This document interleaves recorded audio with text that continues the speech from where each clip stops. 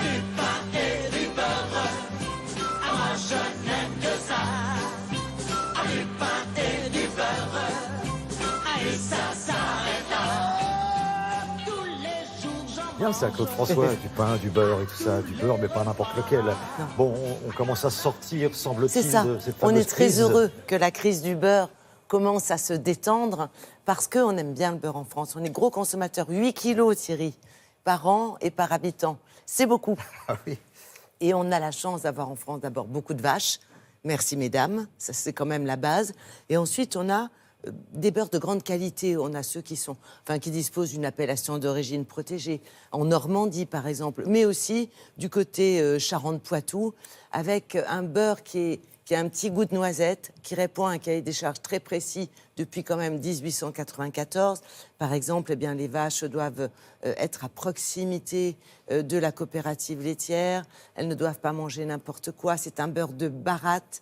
Là encore, il y a un process qui est très pointu, qui est le même, qui n'a pas bougé. Et c'est un beurre qu'on trouve quand même, s'il vous plaît, sur les grandes tables des restaurateurs, y compris à l'Élysée. Donc on s'est dit, les fêtes, c'est l'occasion de se faire plaisir, de consommer un beurre de tradition et d'excellence, comme vous l'avez dit.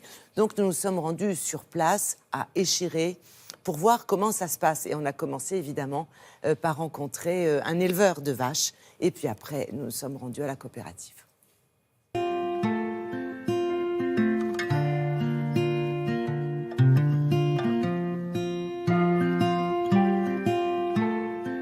Pour adhérer au cahier des charges Charente-Poitou, l'AOP, il faut une alimentation du terroir, soit produit sur l'exploitation, soit acheté à côté de l'exploitation. Ensuite, il nous faut 50% de maïs dans la ration.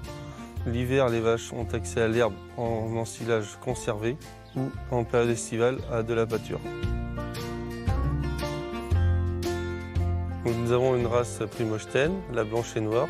Nous avons 70 vaches et notre favorite s'appelle Andine. Nos vaches produisent entre 15 et 25 litres de lait par traite. On les traite 2 fois par jour et elles vivent environ 8 ans.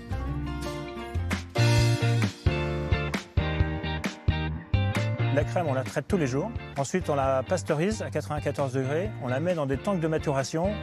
Et ensuite, on ajoute des ferments lactiques pour développer les arômes du beurre. Pour développer les arômes du beurre, il nous faut minimum 18 heures. Donc, c'est une maturation lente des crèmes. Ensuite, on peut fabriquer le beurre.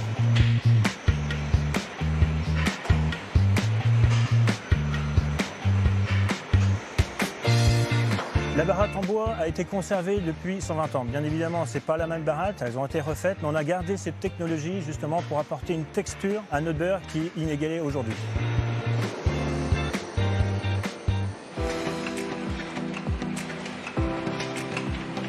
Pour fabriquer du beurre, dans nos barattes en bois, nous mettons 2000 litres de crème qui vont nous donner 900 kg de beurre.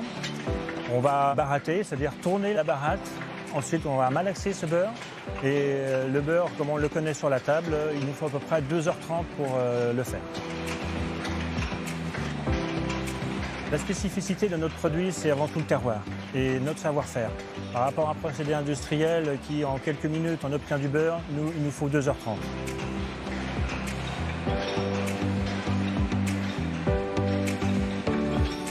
Notre production annuelle est de l'ordre de 2000 tonnes, 10 fois moins qu'un industriel. Nous ne cherchons pas à en faire plus pour préserver cette qualité et notre savoir-faire qui est ancestral.